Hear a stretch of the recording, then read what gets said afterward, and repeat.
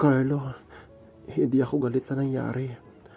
Ako ang dapat nasisihin sa mga nangyari. Galit ako sa aking sarili dahil pinagsalamantahan ko ang iyong kainosentihan. Bayan ang sabi ni tita. Tita, gusto ko rin naman ang nangyari. Utal kong sabi, sabay yakap sa kanya. Nakatayo siya at ako'y nakaupo kaya nakadikit ng pisngi ko sa puso ni tita. Naamoy ko ang pamilyar na bango. Ang baga ng kanyang katawan na unti-unting dumadarang sa akin. Pumintig ang aking, alam nyo na, naalala ko na wala pala akong loob. Dahan-dahan humawak ang kamay ni tita sa aking buhok. Di mo ba alam ang sinasabi mo? Garalgal niyang sagot. Halataan ka ba? Inangat ko ang aking ulo. Ngunit di ko tinatanggal ang pagkakapit sa kanyang bewang. Tumingin ako sa mata ni tita. Napakaganda ni tita. Alam ko pong sinasabi ko. Ang wala kong gatol na sabi kay tita. Naramdaman ko na parang may nag-igting ang kanyang tenga. Nagtitigan kami. Tahimik. Napulunok si tita. Mabilis na kumilo si tita. Yumuko. Siniila ko ng halik. Sinabunutan niya ang aking buhok ng marahan. Gumanti ako ng halik. Nakangiti siya sa akin. Na para ba ng aasar. Pinagpapawisan ako ng malamig. Gayong mainit naman ang aking pakiramdam. Sige Ana. Gusto mo bang ginagawa ko? Ang malambing na sabi ni Ate Ana. Oo Ate Ana. Sige pa. Hinahabol ang kanyang kamay. Carlo! Carlo! Bangon at makuhuli ka na naman. Gulat akong napadilat. At unti-unting naninag ang tumatawag sa aking pangalan. Mami! Ano ba? Magsa-7 na. Malilit ka na naman sa school. Ang inis na sabi ni Mami. Mami naman. Bakit bigla-bigla kang pumapasok sa room ko? Di ka man lang kumakatok. Ang pamaktol kong sabi. Kaya na pa nga ako kumakatok. Di ka naman bumabangon. Sige na. Tayo na at mag-shower ka na. Nakahanda ng almusal. Sabay talikod ni Mami at lumabas ng kwarto. Ayoko pa sanang tumayo pero alam kong babalik si Mami kung di pa ako babangon. Padabog akong dumiretso sa sarili kong banyo at nag-shower. Doon ko na rin tatapusin ang nabitin kong panaginip. Ilang araw ko na napapaginipan iyon. Marahil, dahil na rin sa kapapanood namin ng masasayang palabas ng aking mga klase. Si Ate Ana. Ang tagpong iyon ang nangyari noong grade 3 or grade 4 pa lamang ako. Di ko na masyado matandaan. Ang natatandaan ko lang, si Ate Ana ay high school na noon. Second or third year. Maputi at cute ang pagkakaalala ko. Di ko alam kung ano siya o hindi. Di pa naman kasi ako ganun ka-conscious sa katawan ng mga babae. Nakatira sila sa tabing apartment na pinapaupahan ni Mami. Minsan, niyaya niya ako maglaro sa bahay nila. Dinala niya ako sa kanyang kwarto. Di ko masyadong matandaan ng detalye. Basta, namamalayan ko na lang na nasa kama niya kami habang itinakip ang kumot. Di ko maintindihan noon ang kanyang ginagawa at wala akong masabi. At wala rin siyang sinasabi di tulad ng napapaginipan ko. Sige na, magbihis ka na at bababa na tayo. Ganun lang ang nangyari. Naiiwan akong parang kulang at masakitang alam nyo na. Mga ilang beses pa nangyari yon at minsan pag uwi ko galing school ay nakita ko na lamang na naghahakot sila ng gamit at lilipat na sa bahay na nabili nila sa bandang Las Peñas daw. Medyo nalungkot ako. Mga ilang buwan pang lumipas at natuto na rin akong pasayahin ang aking sarili. Doon ko naiintindihan kung bakit parang kulang. Kung ngayon ko na nakasama at kapitbahay si Ate Ana, siguro ako nang madalas magyaya na maglaro kami. Medyo may alam na rin naman ako dahil nga sa mga napapanood ko. Sayang. Kaya siguro gano'n na lamang aking panaginip ay nagre-reflect yung mga gusto kong gawin at sabihin na di ko magawa. Carlo, bilisan mo na nga dyan at malilate ka na. Narinig kong sigaw ni Mami. Nagmumula sa ibaba. Dali-dali ako nag-concentrate at habang iniisip si Ate Ana. Mas grabe ngayon ang ini-imagine kong ginagawa namin at nagbihis ng uniform. Pagbaba ko, mabilis akong nag-almusal at umalis. Sa Sampalo kami nakatira. 4 na apartment na magkakasunod ang pag-aari nila Mami na puro may 2 palapag. Ang isa ay tinitirhan namin at ang 3 ay pinapaupahan. 2 ang kwarto sa itaas na parehas may sariling banyo. May isa pang banyo sa iba at isa pang kwarto na tinulugan ni Manang Inday. Kasama namin sa bahay. Si Daddy nasa US. Umuwi siya dito 3 hanggang 5 beses sa loob ng 1 taon. Natatagal siya dito sa mga ilang linggo hanggang 1 buwan at babalik na ulit sa States. May business siya doon na hindi ko alam kung ano. Malapit sa bahay namin ng isang sikat na Catholic school na pinapasukan ko. Nilalakad ko lamang. Nasa 2nd year high school na ako noon. Ewan ko ba kung bakit kailangan pumasok pa kami gayong malapit na ang summer vacation. Wala na kaming ginagawa at panay ang half day ng school kasi graduation practice ng mga 4th year student. Ayos lang naman kasi pag half day ang klase may oras kami na mga classmate ko na manood ng masasayang palabas. Madalas sa bahay nila Robert na palagi may sponsor ng tip na pag-aari ng kanyang kuya. Sa edad na 14, average high, kayumanggi at matangos na ilong na naman ako sa aking daddy. Magandang mata na mahaba ang kilay, bilog sa magkabilang pisngi at pante ng ngipin na nakuha ko sa aking mami. Di naman masasabing gwapo, cute lang siguro. Ako yung tipo na pag pinagmasdan mo ang mukha ay walang kamuwang-muwang at walang gagawing masama bilang nila alam. Sa loob ng isipan ko nagsisimula ng sumibol ang tulad na dinadaan ng mga teenager na lalaki. Madalas akong batiin ng aking mga klaseng babae na kadalasan ay may kasamang kurot sa pisngi.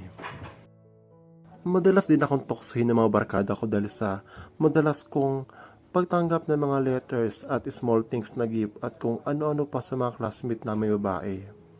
Kaya naman, naging kanais-nais sa akin ang mga yon. Kaya siguro naging keme ako at medyo mahiyain ako. Ayaw ko kasi na maging sentro ng tuksuan. Madalas tuloy na pagkakamalan akong isnabero. Half day na naman ang klase. Diretso kami sa bahay nila Robert. 6 kami mga klase na madalas na magkasama. At doon sa bahay nila Robert, nanonood kami ng mga masasayang palabas. Pag uwi sa bahay, nadatnan ko si Manang Inday. Andyan ka na pala. Ay, handa na ako merienda. Andyan sa kusina. Mamaya na po ako kakain, Manang. Ang sabi ko habang nasa pangalawang hagdan na ako ng bahay at madaling dumiretso sa aking kwarto. Wala pa si Mami. Doktor siya sa isang public hospital. Mamayang gabi pa ang kanyang uwi. Pagpasok ko, tanggal na agad ako yung uniform. Kinuha ko ang magazine sa aking cabinet at habang tinitingnan ang mga babaeng Amerikana, iniisip ko rin ang mga napapanood namin kanina. Gaya ng dati, mag-aalas 9 na dumating si Mami. Sinabayan ko siya sa pagkain. Konting kwentuhan tungkol sa ospital at sa eskwela, dood ng TV, at tapos na ang gabi. Aakyat na sana kami sa kanya-kanyang kwarto para matulog. Siyempre, alam mo na ako bago ako matulog. Carlo! Carlo! Kayo na pa kumakatok. Gising na at ihanda mo na mga gamit mo. Mami naman. Di ba sabi ko kagabi, wala na kaming pasok ngayon? Bakit ang aga mo naman ako ginising? Sabay takip ng kumot sa aking ulo. Alam ko, kaya nga pinapahanda ko ng gamit mo. Bakasyon muna. Kaya nga nag-off muna ako sa hospital para maihatid na kita sa Bulacan. Bilisan mo na para di tayo matraffic. Tumalikod na si Mami at bumaba. Oo nga pala. Summer vacation na at gaya ng dati, hatid ako ni Mami sa Bulacan para doon magbakasyon. Ilang beses na ako nakipagtalo kay Mami sa pagbabakasyon ko sa Bulacan. Di naman sa ayoko mabakasyon doon. Pero marami kasi akong namimiss dito sa Maynila. Tulad na lang ng mga tips ni Robert. Pero si Mami pa rin ang mananaig. Sasabihin niya na maganda pa rin ang mga values ng mga tao sa probinsya na matututunan mo. At para na rin hindi kayo maging estanghero ng tita mo lumo at mga pinsan mo. Mabuti na close kayo. Sila na lang ang kamag-anak natin. At sinabi ko na rin sa tita mo na simula ka ng turuan kung paano tumakbo ng rice mill natin. Kayo lang mapinsan-pinsan na maaasahan namin. Lalo na ikaw. Ikaw lang ang lalaki. Kayo rin naman na makikinabang nun. Ngayon ang biyahe namin sa probinsya. Di na ako nagtanong pa. Alam ko na naman ang sagot. Nag-enjoy na lang ako sa tanawin na nakikita ko sa daan. Sa taon-taon na nagdaan. Nasaksihan ko ang paunti-unting pagbabago ng kapaligiran. Friday ngayon. Medyo traffic sa highway. Marami na rin kasing umuwi sa probinsya dahil summer. Nakatulog ako. Nagising ako sa pabukas ng malaking gate sa harap ng kotse. Dahan-dahan kami pumasok. Habang binubuksan ni Mami ang bintana ng kotse. Magandang umaga, Kapido. Kamusta po kayo? Ang bati ni Mami. Mabuti naman. Ngumiti si Mang Pedro sa mga tansya ko ay nasa early 50 na. Malaki ang lote ng house nila Mami. Bago ka makarating sa bahay, madadaanan mo ang maraming halaman at puno. Dalawa ang bahay na naroon. Isa ang bahay na malaki na 2 palapag na gawa sa bato. 5 ang kwarto sa itaas at 2 sa baba. May swimming pool sa likod na dating tinitirhan ng aking lolo at lola. Namatay sila sa isang barilan. Tanto makbo si lolo bilang re-electionist sa isa sa mataas na posisyong lokal sa probinsya. Sa malaking bahay nakatira sila Tita Malu at aking mga pinsan. Ang isang bahay na yari sa kahoy ay tinutuluyan ng mga taga-silbi nila kasama na si Mang Pido at ang kanyang pamilya. Maraming taga-silbi sila sa Bulacan dahil nga sa pag-aari nila ang pinakamalaking rice mill sa probinsya. Hello Kuya Carlo, ang bati sa akin ni Net, short for Marinette. 11 years old si Minette, bunsong anak ni Tita Malu. Napasarap ang tulog ko. Andito na pala kami. Tumingin ako sa relo at 11:30 na pala. Binuksan na ni Net ang pinto ng sasakyan. Habang si Kuya Ramon na anak ni Mang Pido ay abala sa pagkuha ng bag sa likod. Pagbaba ko, humalik siya sa pisngi sabay hawak sa aking kamay at ginabay ako papuntang bahay. Nasalubong namin si Tita Malu. Hi Tita Malu, sabay ko at nagmano. Magkasing laki na tayo ngayon na. At gwapo ka. Humalik sa pisngi si Tita at mabilis na umalis para salubungin si Mami. Naiwan na mabangong amoy ni Tita Malu. Nakaramdam ako ng bahagyang kakaiba sa ginawa ni Tita. Tumayo ang mga balahibo ko sa katawan at nagsimulang tumibok ang aking alam nyo na sabay harap sa akin. Mula sa pagkakatingin sa kisame, humarap ako sa kanya. Sa maliit na liwanag na nagmumula sa lampshade, kita ko ang maamumukha ni Ate Sel. Dilat ang mata at bagay nakangiti.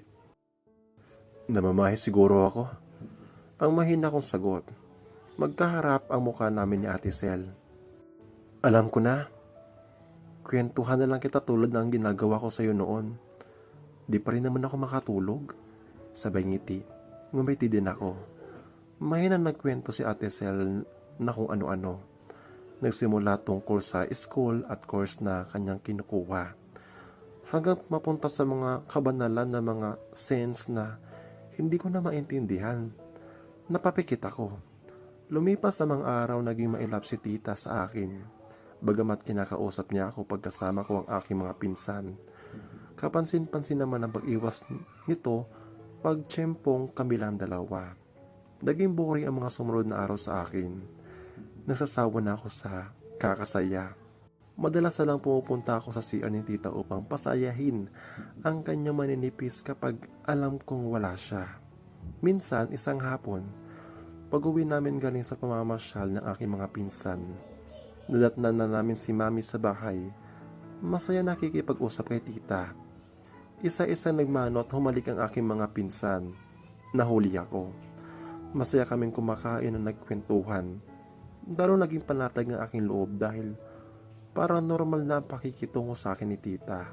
Bagamat wala man lang kaming napag-usapan sa nangyari.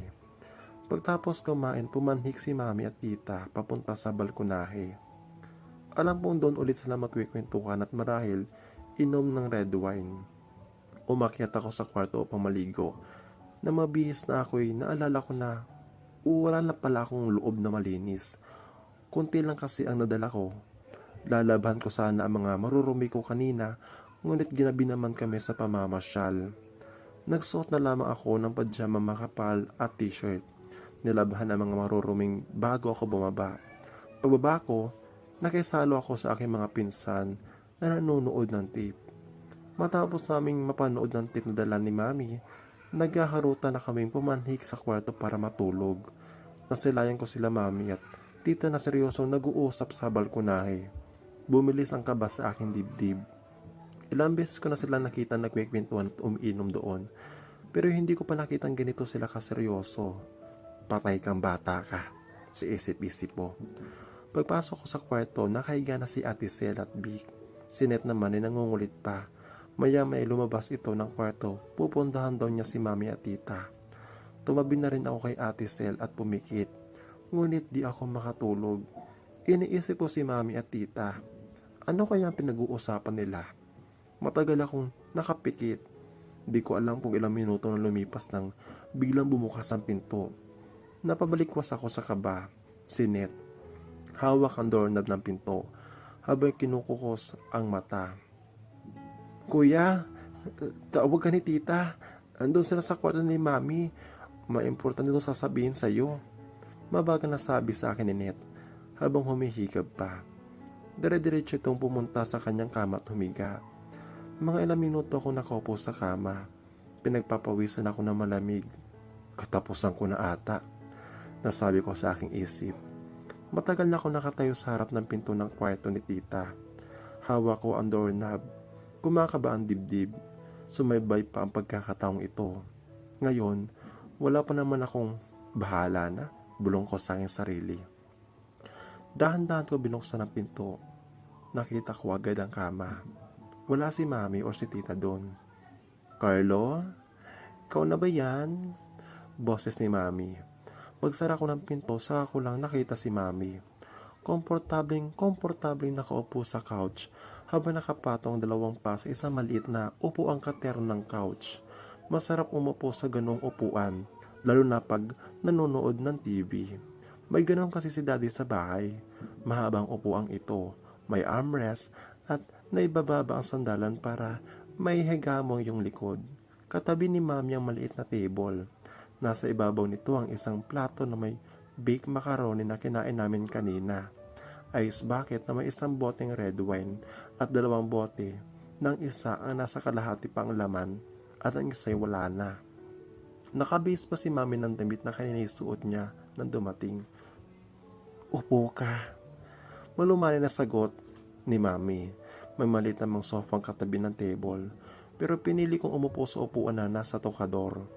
Yung upuan na para bang upuan sa piano. Sa ganito kasi nakatalikod si mami sa akin. Di niya ako kita. Ngunit na mag-commercial ang pinapanood ni mami, ibinaba niya ang panya sa maliit na upuan. Kinuha ang basong may laman pang red wine at dahan-dahang inikot ang couch para sa akin. Pagharap, nilagok ang baso. Kinakabahan ako, Carlo. Carlo, napag-usapan na natin na dapat matutunan mo ang pagpapatakbo ng rice mill. Si tita mo kasi pupunta na Nueva Ecija sa Monday para magpaunang bayad sa palay. May sakit si Kuya Ramon mo kaya wala siyang ibang mauutosan at makakasama. Gusto ko sanang samahan mo siya. Ang paliwanag ni mami. Di pa ko nakakasagot ng bumukas ang pinto ng CR. Lumabas ang pamilyar na bango. Kasunod, si tita na pinupunasan ang basang buhok. Naka-light blue manipis. Uubusin pa ba natin ang isang bote? Inaantok na ako sabi ni tita kay mami, na walang kamalay-malay na naruroon ako. Pagtanggal ni tita ng nagulat siya na makita ako. Carlo, andito ka pala. Nasaan si Net? Natakip pa ng bahagya na para bang nahihiya. Nasa kwarto na po. Tulog na po siguro yun. Paliwanag ko. Malo, sinabi ko kay Marlon na siya na ang isama mo sa Nueva Ecija. Okay lang daw sa kanya. Putol ni mami sa akin. Hindi ko naman kailangan ng... Malo, may dala kang cash. Mabuti na may kasama ka. And besides, baka mamaya gabihin ka pa pauwi at antakin ka sa daan. Buti na yun may kausap pa sa biyahe. Baka may mangyari pa sa iyo, kagaya ng kay putol ni mami kay tita, ngunit di na tinuloy ang huling gustong sabihin. Alam kong patungkol iyon kay Tito Lito. Pumayag naman si Carlo Di ba anak? Di ba ako nakakasagot kanina pero sa takbo ng usapan, alam ko nang dapat akong sumang-ayon. Wala naman po kaming pupuntahan ni Ate Sel. Kaya ayos lang po. Ngumiti ako ng bahagyo nakatingin kay mami. Di ako makatingin kay tita. Dama ko kasi ang pagkabalisa ni tita, ganun din naman ako. Nilapag ni mami ang baso sa mesa, ang kinuha ang baked macaroni. O ayan, may makasama ka na. Kaya na lang nagre-reklamo ka sa akin na medyo nahihirapan ka sa rice mill dahil may sakit si Ramon. Ngayon, may makakasama ka na papuntang Nueva Ecija. Parang ayaw mo pa. Okay na ha? Si Carl na ang kasama mo. Siya nga pala. May pasalubong pala ako sa iyo anak. Pakiabot mo nga ang bag ko. Oto si mami. Habang niya ang plato na may laman na baked macaroni sa couch at may hinahanap. Wala dito. Baka nasa kotse, kunin ko lang ha. Sabi ni mami. Ate, si Nanay Linda na lang ang utusan mo. Awat ni tita. Alam mo ayaw ni tita na maiwan kaming dalawa sa kwarto. Di na? Sigurado nasa kabilang bahay na yon. Diyan na naman sa garahe yung sasakyan. Sabay labas ni mami sa kwarto. Naiwan kami ni tita sa kwarto. Naramdaman ko si tita na medyo nailang. Ganon din naman ako. Binasa ni titang katahimikan. Carlo, pasensya na, di ko naman sinabi sa mami mo na sumasama ka sa akin. Okay lang naman kung di ka sasama sa Monday. Di naman niya malalaman. Tita, okay lang naman po sa akin sumama. Pero kung ayaw niyo po ako makasama, naiintindihan ko po kayo. Alam kong may galit kayo sa akin dahil sa nangyari. Nakayoko kong sagot. Carlo, mahinang tugon ni tita. Naramdaman ko lumapit siya sa akin. Nakayoko pa rin ako kaya nakikita ko ang kanyang mga paa. Humawak ang dalawa niyang kamay sa aking pisngi. Inangat niya ito. Tumingin ka sa akin, Carlo. Dahan-dahan niyang sabi. Tumingin ako kay tita. Nakatayo siya sa aking harapan habang nakaupo pa rin ako. Ramdam ko ang bigat ng kanyang loob. Mangiyak-iyak ang kanyang mga mata. Carlo, hindi ako galit sa iyo sa nangyari. Ako ang dapat nasisihin sa mga nangyari. Galit ako sa aking sarili dahil pinagsalamantahan ko yung inosentihan. May nang sabi ni tita. Tita, gusto ko rin naman ang nangyari. Utal kong sagot, sabay yakap sa kanya. Nakatayo siya at ako'y nakaupo kaya nakadikit ang pisngi ko sa puso ni tita. Namoy ko ang pamilyar na bango. Ang baga ng kanyang katawan na unti-unting dumadarang sa akin. Pumintig ang akin. Naalala ko na wala pala akong loob. Dahan-dahang humawak ang kamay ni tita sa aking buhok. Di mo alam ang sinasabi mo. Garal-garal niyang sagot. Halata ang kaba. Inangat ko ang aking ulo. Ngunit di ko tinanggal ang pagkakapit sa kanyang bewang. Tumingin ako sa mata ni tita. Napakaganda mo tita. Alam ko pong sinasabi ko. Ang wala kong gatol na sabi kay tita. Nararamdaman ko na parang nag-igting ang kanyang tenga. Nagtitigan kami. Tahimik, napalunok si tita. Mabilis na kumilos si tita. Yumuko, siniil ako ng halik. Sinabunutan niya ang aking buhok ng marahan. Gumanti ako ng halik. Maya-mayay, bumukas ng tuluyan ang pinto. Pumasok si mami. Sinarado ang pinto. Nakangiti si mami at nasa likod ang dalawang kamay. Lumapit sa akin at nilabas ang isang plastic na blue ng isang kilalang mall. Alam kong konti lang ang dala mo dahil naiwan mo sa kama ang iba. Kaya binilan kita ng papunta ko dito. Medyo malaki yan sa dati. Baka kasi maliit na sa'yo yon, iba. Nakangiting sabi ni mami. Kinuha ko ang plastic na nilagay sa aking harapan para matakpan na rin. Thank you, Mami. May akong sabi. Gilid ng aking mga mata, nakita ko medyo napangisi si tita. Di mo man nang babubuksan? Tanong ni Mami, sabay hatak na rin ang plastic. Siya ang nabukas. Maganda ito, Mami. Di ba mga favorite cartoon characters mo ito? Sabay pakita sa akin ng mga ng may mga drawings ng mga cartoon character. Sukat mo nga. Mami naman. Bagyang nakaramdam ako ng hiya. Nasulyapan ko ulit si tita na di mapigilan ng ngisi. Gayong drama naman ang palabas sa TV. Sasagot pa sana ako kay Mami na sa susunod ako nilang bibili ko, pero nahihiya naman ako kay tita. Umatras si Mami para umupo ulit sa couch. Sige na, sukat mo na.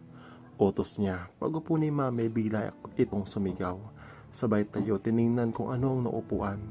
Nako, yung big macaroni.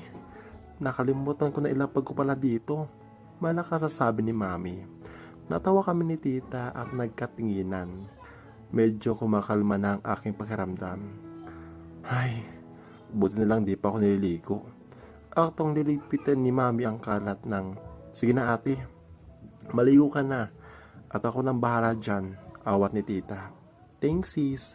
Sabay talikod ni Mami at kinuha ang bathrobe at tuwalya. Pumasok sa CR, na bahagya lang sinarado ang pinto. Dinig ko ang paghawi niya ng kortina at pabukas niya ng shower. Carlo, yung kwarto mo nga pala, iniwan mo magulo. At may mga nakita ko doon na mga pasigaw na sabi ni Mamong, ngunit mahina lang ang dating sa akin. Hindi ko na masyado maintindihan ng mga sumunod niyang sinabi. Sasagot pa sana ako pero biglang lumapit si tita sa akin at siniil ako ng halik sa labi. Muling umaaraw ang aking pakiramdam. Bumitaw si tita sa pagkakalik at sumenyas na huwag maingay. Kabisado ko si Mami pag nag-CR. Tumatagal ito ng mga 30 to 45 minutes. Alam kong alam din ni tita iyon. Ngumiti siya sa akin. Naririnig pa namin si Mami na kumakanta habang nililigo. Mabilis at kalkulado ang kilos si tita. Muling siniil ako ng halik. Ayaw ko pa sanang alisin pero narinig ko si Mami sa loob ng banyo. Ano yun, Malu? May sinasabi ka ba? Ang medyo malakas sigaw nito.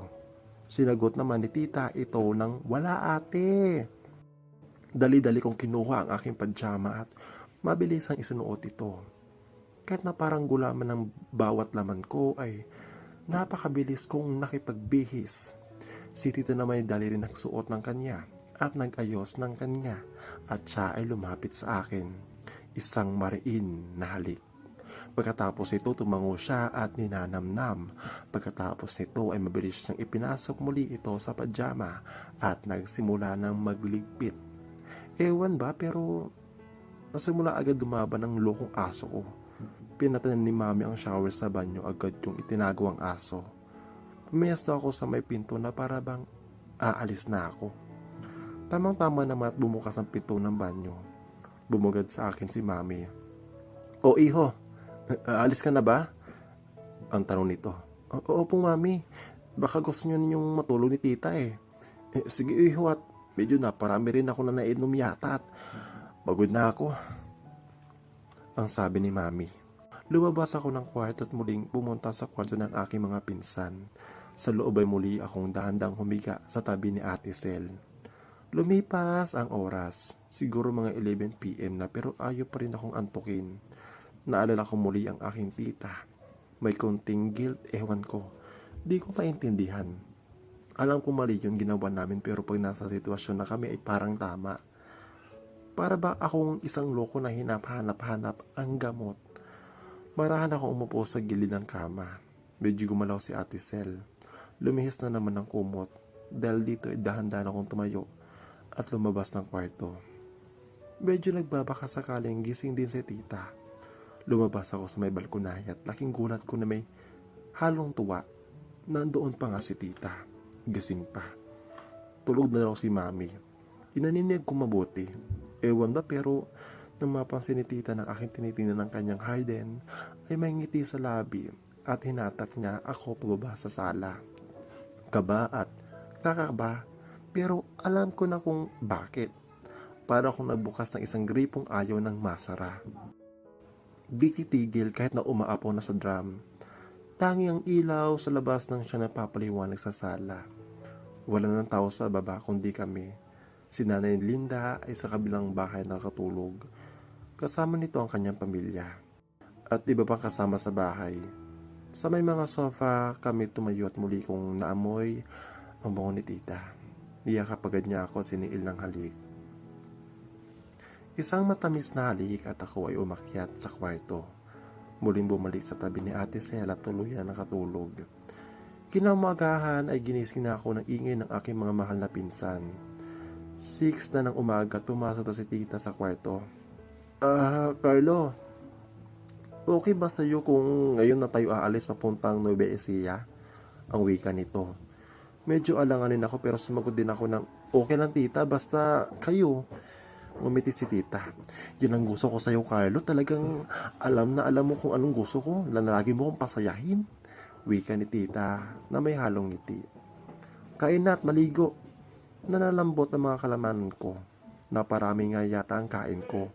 Pagkatapos ng paligo ay nagbihis tamang-tama naman at palabas na rin si tita.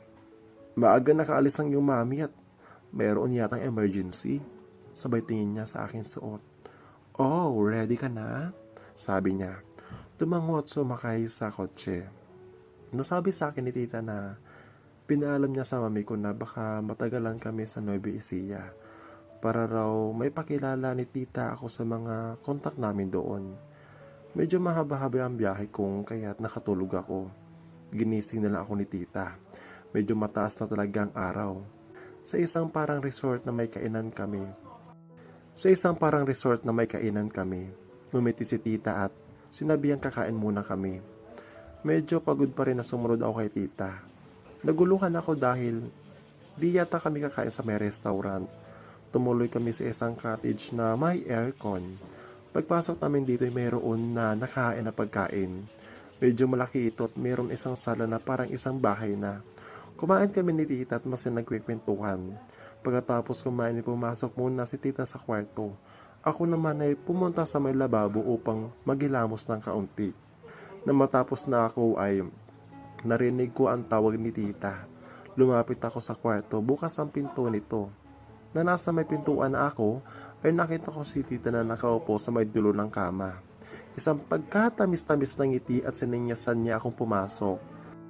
Tanging naiisip ko na siguradong mas nanaisin ko pang mabakasyon muli sa probinsya, kapiling ang aking tita Malu, ang aking kakaiba na close relative. Pagkatapos noon ay isinara ko ang pinto at muling mapapalaban sa laban.